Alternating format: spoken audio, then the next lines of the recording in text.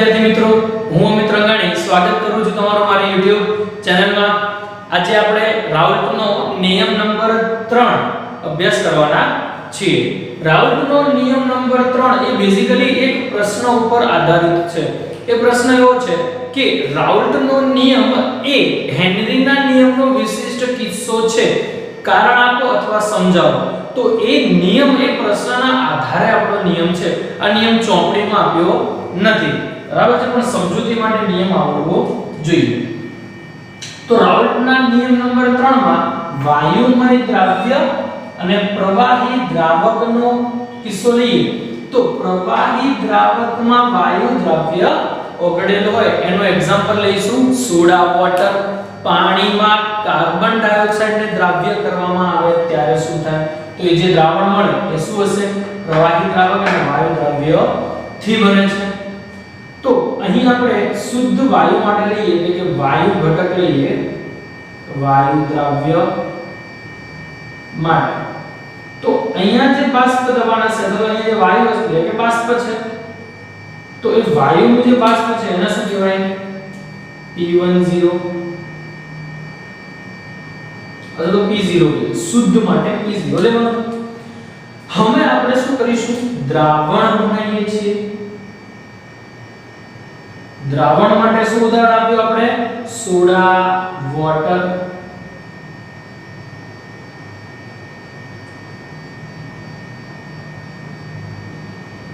એટલે દ્રાવણ અહીં આપણી પાસે શું છે? દ્રાવણ છે. એ દ્રાવણમાં બંને ઘટક છે, વાયુ પણ છે અને પ્રવાહી પણ છે. એટલે એ દ્રાવણમાં બે ઘટક છે, વાયુ પ્લસ પ્રવાહી.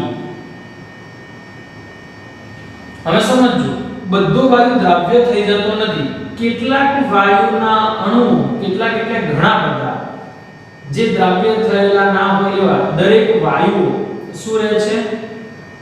અહીં બાષ્પ દબાણ બનાવે છે. તો સાથે સાથે પ્રવાહીની પણ શું બનતી હોય છે? બાષ્પ બને છે. પ્રવાહીની પણ બાષ્પ બની એ પણ શું લગાવે છે? બાષ્પ દબાણ લગાવે છે. પરંતુ પ્રવાહી નું જે બાષ્પ દબાણ છે એ ખૂબ જ ઓછું હશે અને વાયુનું જે બાષ્પ દબાણ છે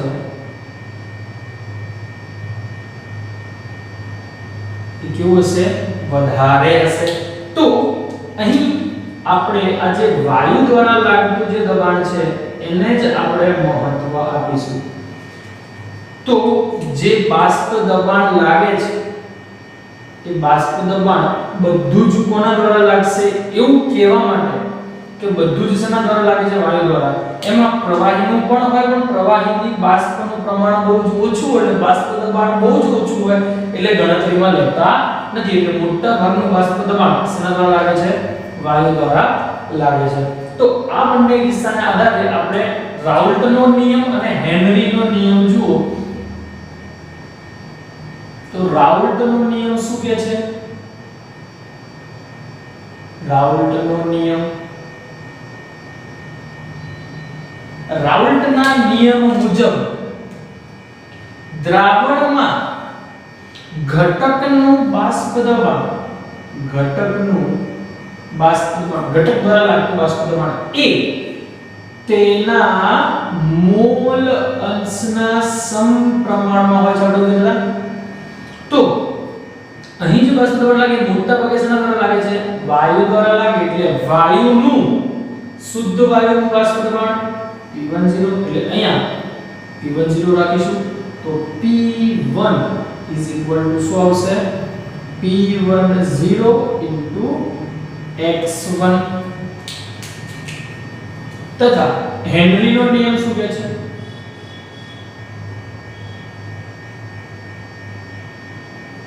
હેનરીનો નિયમ,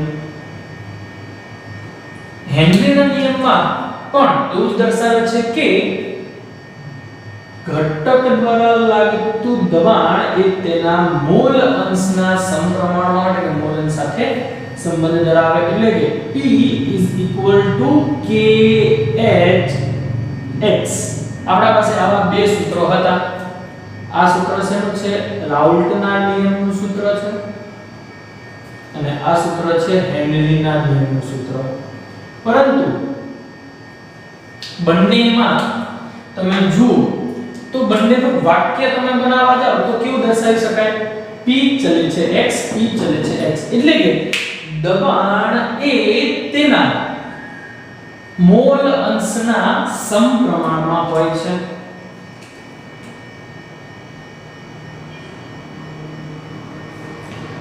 ફરક કેટલો છે ફક્ત તેના અચળાંકનો જ ફરક છે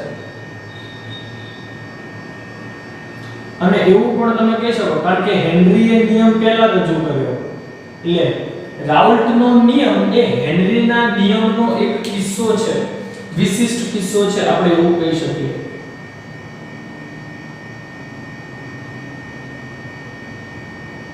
વિશિષ્ટ કિસ્સો છે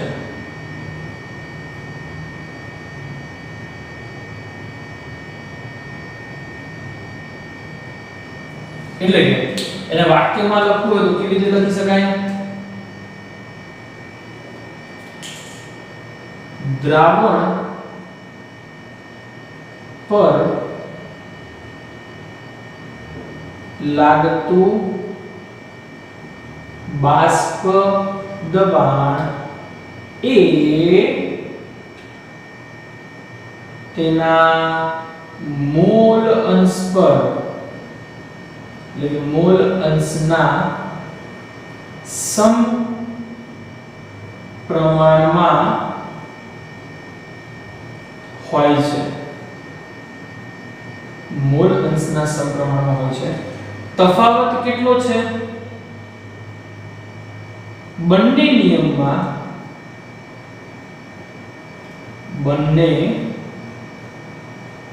નિયમમાં તફાવત ફક્ત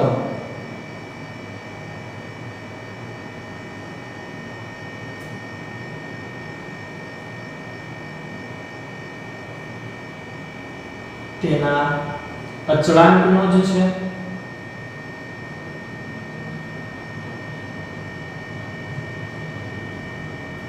તેથી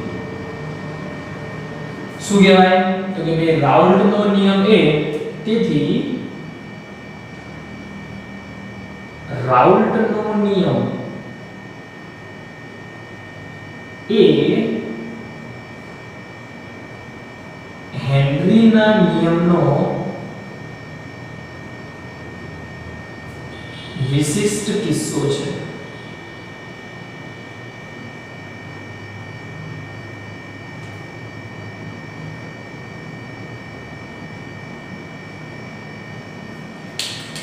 તો અહીં આપણા રાઉલ્ટના ત્રણે નિયમ પૂર્ણ થાય છે આપણે આવતા લેક્ચરોમાં આદર્શ વાયુ અને બિન આદર્શ વાયુ તથા તેના બીજા આપણે સંખ્યાત્મક ગુણધર્મોના અભ્યાસ કરીશું અલગ અલગ વિડિયો લેક્ચરોમાં